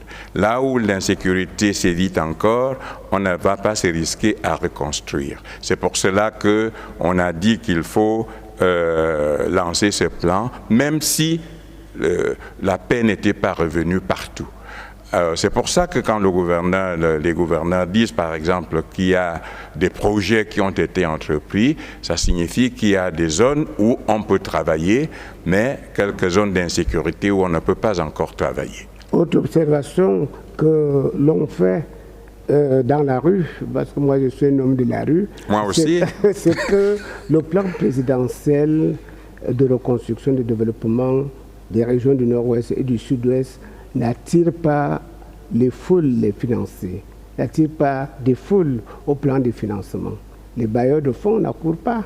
Ce qui fait problème, selon les quelques entretiens que j'ai eus, c'est qu'il y a certaines personnes certains organismes qui sont attentistes, qui préfèrent voir la résolution de la crise avant d'intervenir pour être sûr que là où ils vont mettre leur argent, l'argent sera bien utilisé et qu'on ne va pas détruire le lendemain. Je crois qu'il nous faut aussi engager une diplomatie financière plus dynamique pour convaincre les gens avec des projets précis. Je sais que le comité a dressé un répertoire des choses qu'il fallait reconstruire. On a commencé pour certaines, comme les actes de naissance, les actes d'état civil de manière générale, les documents de scolarité qui avaient été incendiés, ça a été fait. Mais je crois que pour les grands projets d'infrastructure, certains organismes attendent de voir. Je crois qu'ils n'attendront plus longtemps. Yes, Mr. Mwenu, what is actually trending out there is that we are in the process of these troubles that are there, they are still there, and we are doing reconstruction. What happens in Kumba, for example, they were renovating the hospital there. Some of the Kumba men and women living in the United States of America were equipping it. It was touched and burnt to ashes. The same for the Manfe Hospital. I strongly think that reconstruction is part of the solution to the problem. It is part of the solution that will bring us to the end of the problem. So what else should bring us to the end? There are people reclaiming, asking, demanding. Things have been destroyed, foolishly, stupidly, irresponsibly, yes. So what do you do with the population? You have to convince that same suffering population. By doing what? By acting. Acting as soon as possible. So that we can win at least those who are still there, who still have hope, who still believe in the state. Who have lost a lot. Who have lost a lot. Mm-hmm. So you can't leave them there and say, we're waiting for the solution. When the problem is going to be solved, then we can start reconstruction. I've never heard a foolish statement. Permit me please use that expression. So we start reconstruction, we start reconstructing and winning, the support of the population. I want to tell you that this plan has actually been what has taken us to where we are in solving the problem. That's why we are progressing. You could hear the governor of the Southern region, who is doing a tremendous job, an old hand in that region of the Southwest, Okalia Bilai, who was there before as an SDO and today a governor. So he has a mastery of these people, of his people. And I think he is coordinating. Of course, fortunately, also with a son of the soil, I will call His Excellency Minister Paul Tassong, who is a Kumba boy, of course from Lebialem, but born and bred in Kumba. So these are people who know the terrain. And that is what is calming even those who still are in the bush. But seeing what is happening, realizing that they really have no argument anymore. Yes. And that's why, like the governor said, they are also coming out and going to the DDR centers and making sure that they get reconverted into reasonable and responsible human beings, citizens of our community. Il y a plusieurs dimensions à la reconstruction. Il y a la dimension psychologique. Il y a des gens qui ont subi des traumatismes. On ne peut pas attendre que la crise soit terminée avant de soigner ces gens-là. Donc, il y a des dimensions qu'on peut aborder maintenant et d'autres pour lesquelles il faut attendre la fin de la crise. Yes, yes.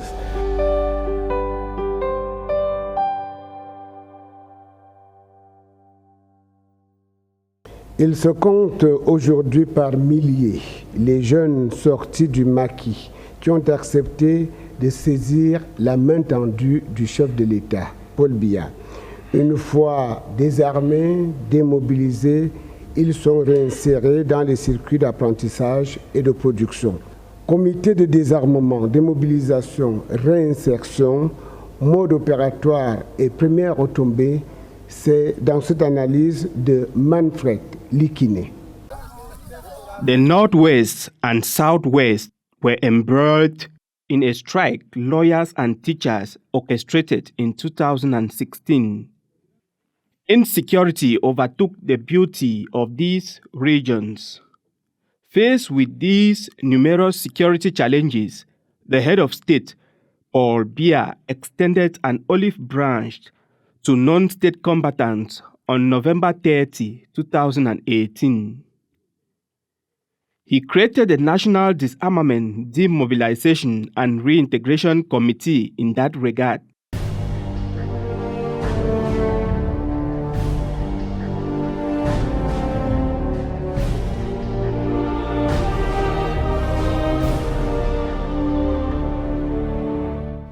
The aim was to reintegrate repentant ex-fighters of Boko Haram and members of the armed separatist groups in the northwest and southwest regions of Cameroon.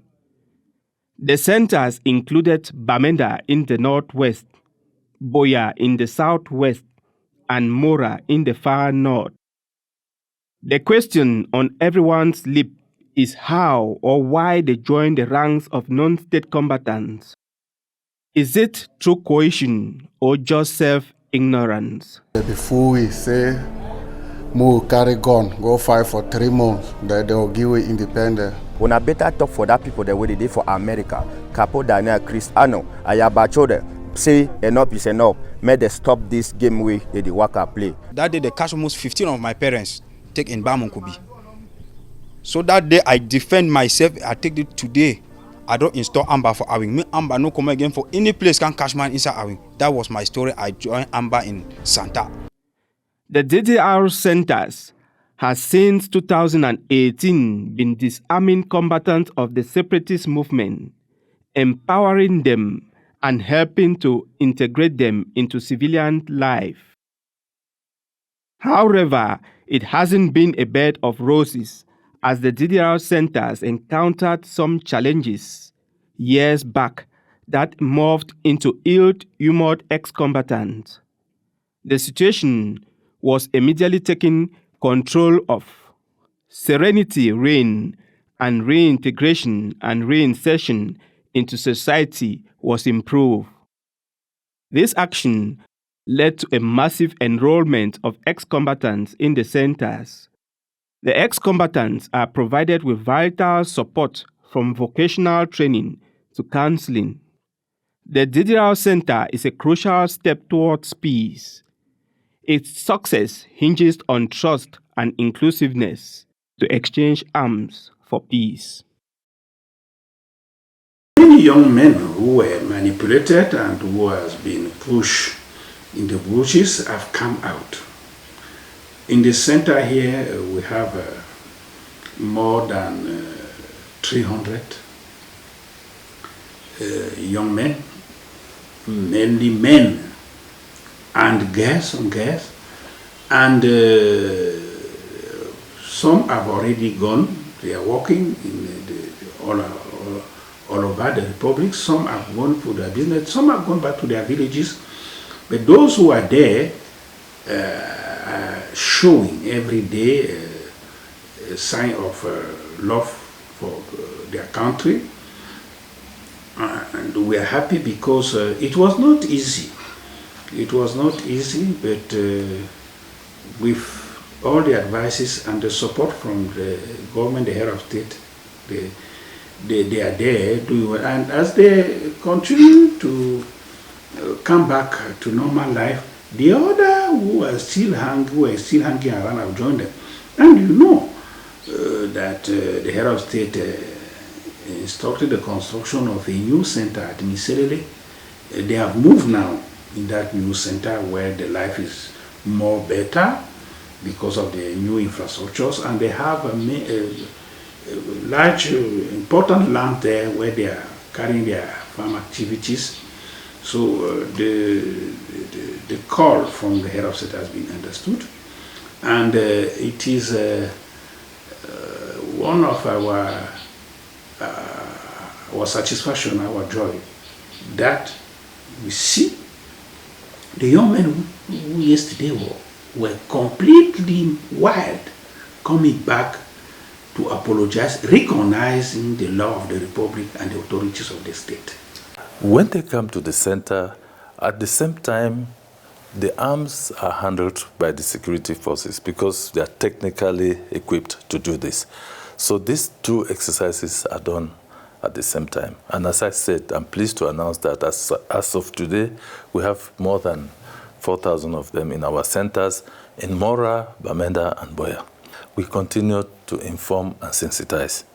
First, we ask them directly to surrender and come back to join the other Cameroonians. Secondly, we ask all the other forces within the society, all the other groups of personalities, people, persons, to join us so that together we can continue to tell them that what they have chosen is not good. They stay in our centers.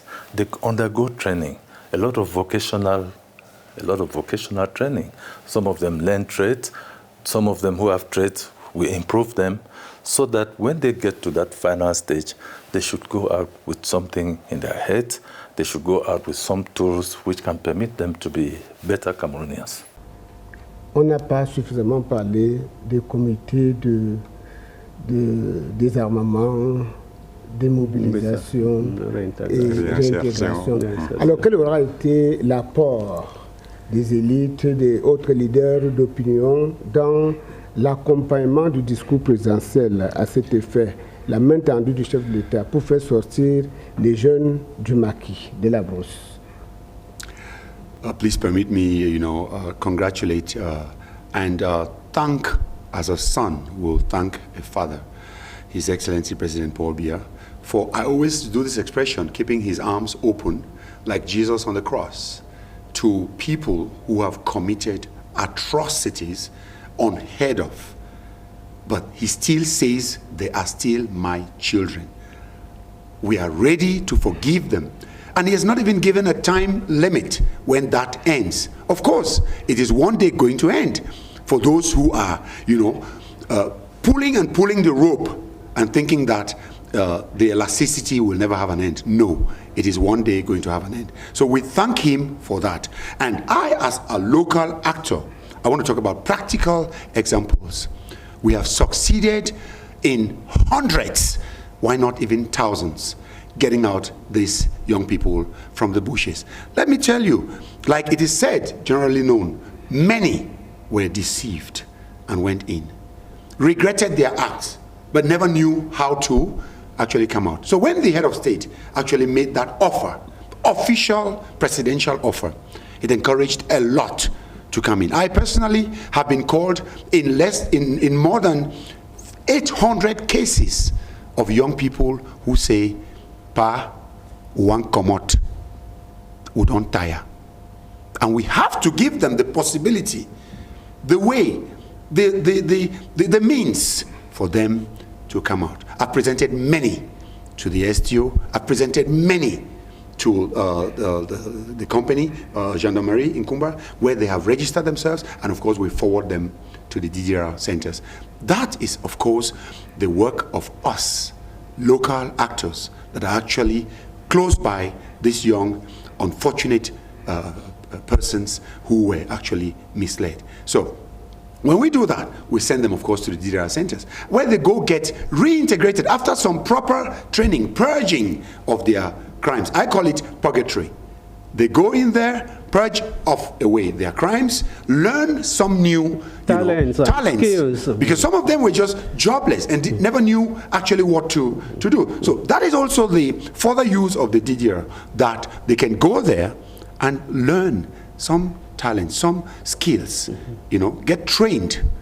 So it's not only, a time for you to come and repent, but it's also a time for you to come and build your life, empower yourself and get back into the civic society so that you can become an integral and very useful, element of the civic society. So I think it is, an instance to applaud endlessly. Yes, Mr. Abomacho, we've seen DDRs not only in Cameroon, in many other countries like Sierra Leone, where they have had war, and at the end, they come up with DDR centers that give them, as Mr. Mewanu was saying, skills and talents. When they leave them, in fact, they are competent to work anywhere. Oui, exactement. Notre DDR est légèrement différent de ce qui a été fait dans d'autres pays. Et je crois que, comme disait Monsieur le maire, effectivement, ces jeunes gens-là, ils en ressortent avec des qualifications qui leur permettent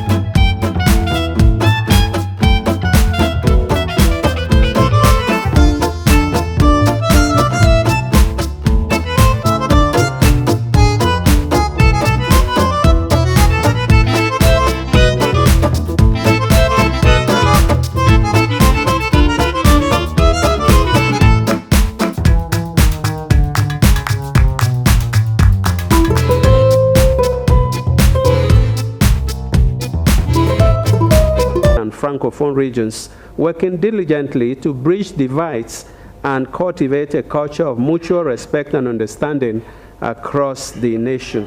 Alain Patrick Fouda highlights the Commission's key achievements, ongoing initiatives and challenges as it continues to champion the values of bilingualism and multiculturalism. La Commission nationale pour la promotion du bilinguisme et du multiculturalisme, créée en 2017 par un décret présidentiel, a aujourd'hui 7 ans.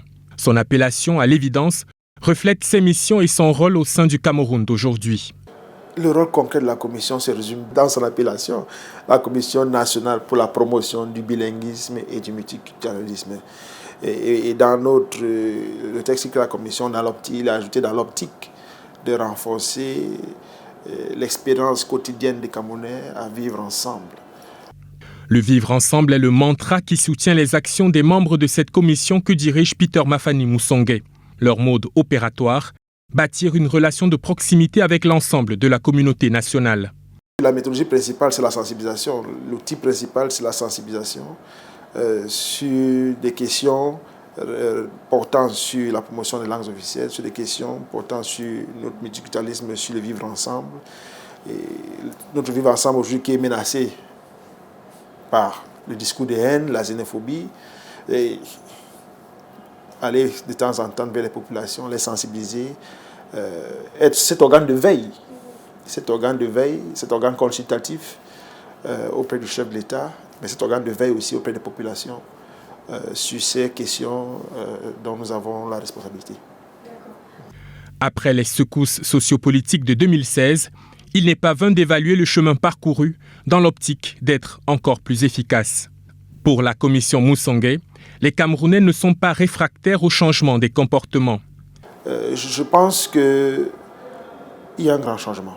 Quand nous voyons un peu l'évolution, par exemple, dans la pratique des langues officielles au sein des institutions publiques et des structures recevant subventions de l'État, tu vois un décalage positif majeur entre quand nous avons commencé nos missions et aujourd'hui, dans la volonté même de promouvoir, de pratiquer ce bilinguisme institutionnel véritablement, notamment dans la production des documents destinés au public. Tu vois un effort remarquable qui est fait à ce que les documents sortent dans les 2 langues officielles.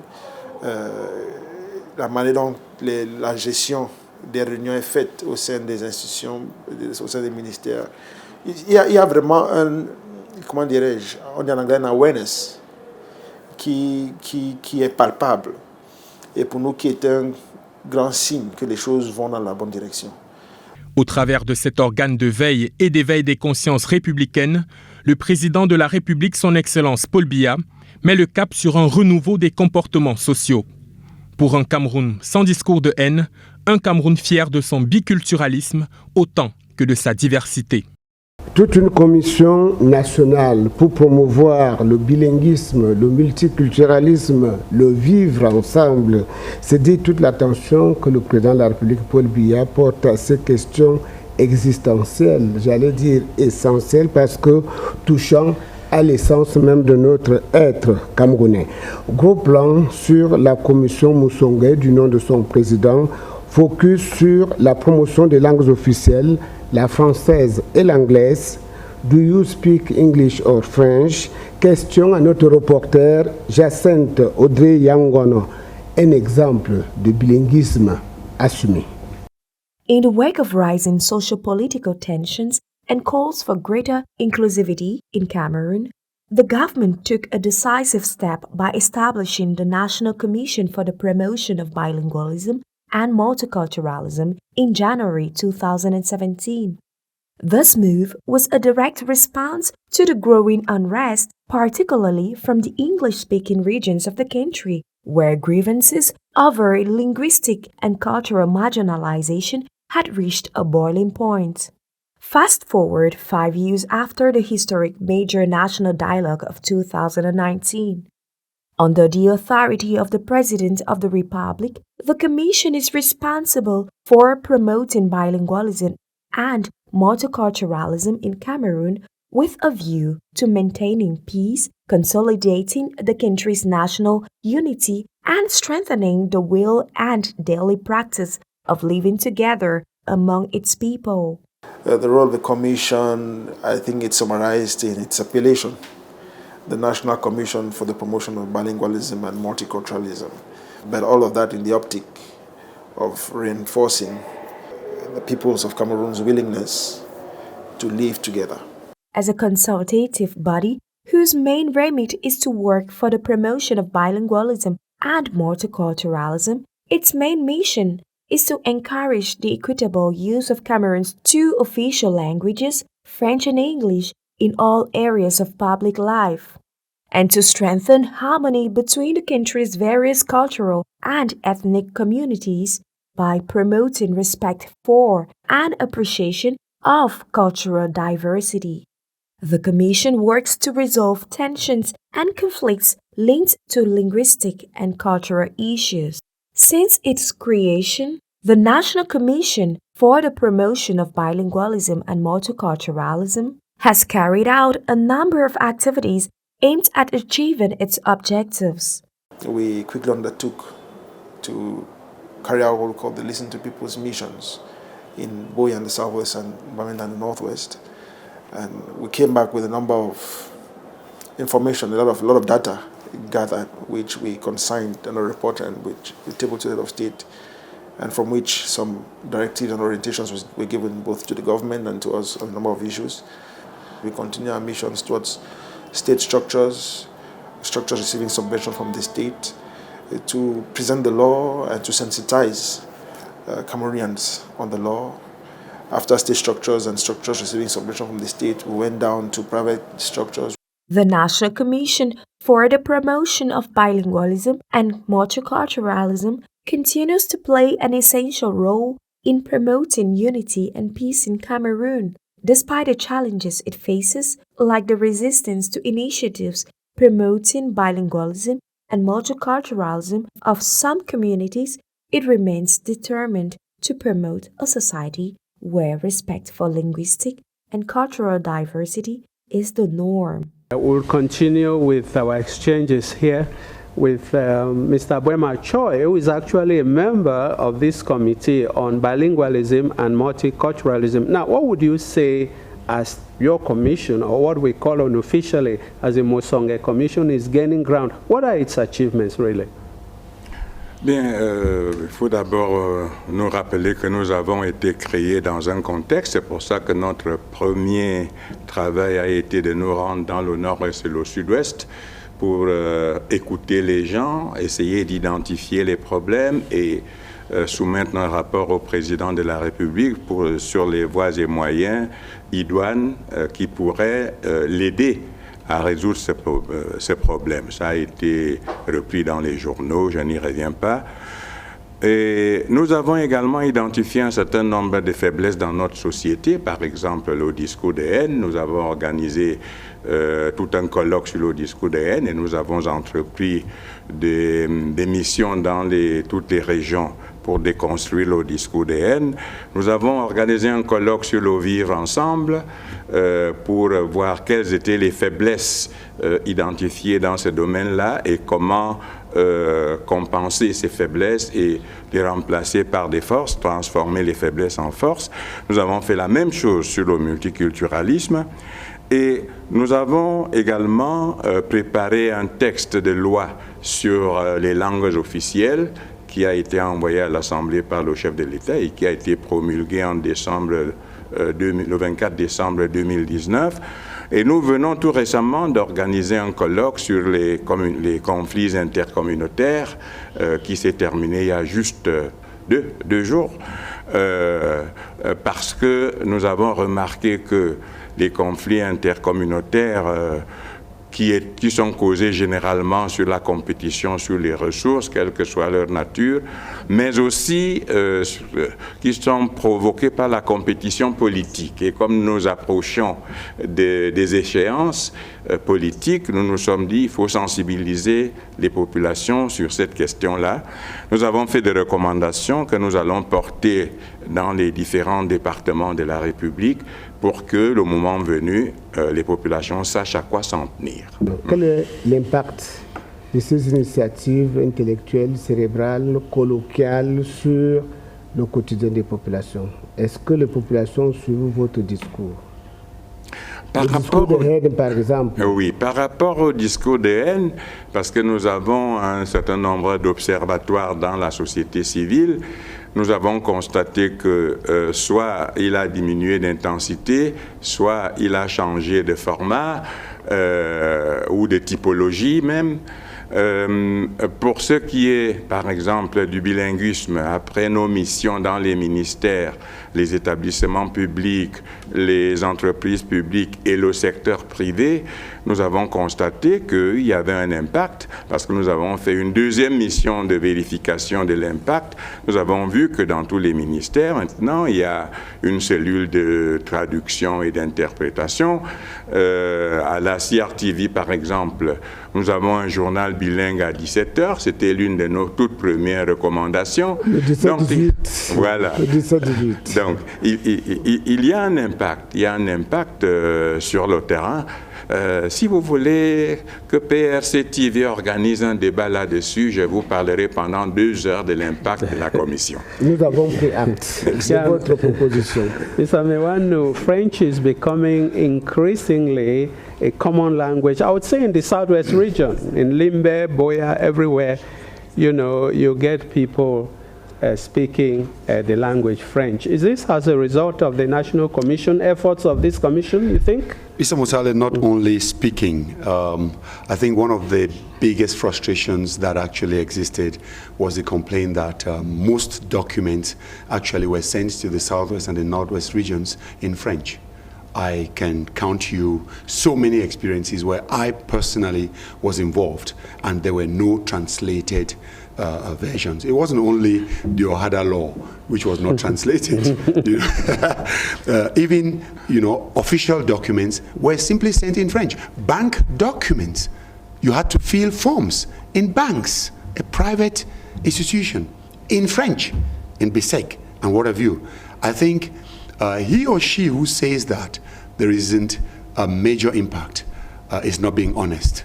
It is clearly a different situation nowadays. In most seminars, you have, you know, formulas, you have forms, you have documents, both in English and in French. It is compulsory today. It is not only on paper, it is what is practiced. And I think that is exactly the purpose for which the head of state, His Excellency President Paul Biya, actually created this commission. So the commission is doing a tremendous job, and I think we just have to say kudos to that commission, but then to the final person who actually created it, His Excellency President Paul Biya. That problem of bilingualism is being solved, I would say. I like to talk in percentages, to 80, 90%, it is being done. Now it's left for the Cameroonians. We used to say Cameroon is bilingual, not Cameroonians. Today, I think Cameroonians also are bilingual. Like you mentioned in the beginning, you hear French being spoken all over the place. So that barrier of Anglophones has been broken. Has been tremendously broken. Thank you very much. Ladies and gentlemen, we want to thank you immensely for accompanying us on this journey where we've looked back on the major national dialogue 5 years on. It has emerged that President Paul Biya's initiative of a national dialogue was a well thought out and welcome process that has helped the prospect of peace in the 2 affected regions of the Northwest and the Southwest. As we speak, there are hundreds of ex-combatants in the DDR centers of both regions, which goes to show that these centers are true sanctuaries for peace and the transformation of our young people who are there. So the next rendezvous of the program Nation on Stage will be next month. Thank you very much for coming, gentlemen. Jean. 3 idées essentielles pour ne pas conclure un si vaste débat. 1. Aller au fond des choses pour adresser les questions de fond. Nos invités suggèrent la mise en place de ce que j'appelle cercle de réflexion et d'action de déconstruction sur le terrain du narratif entretenu par les séparatistes. 2.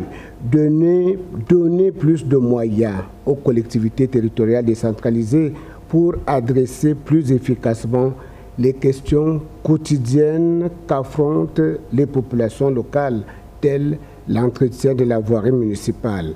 3.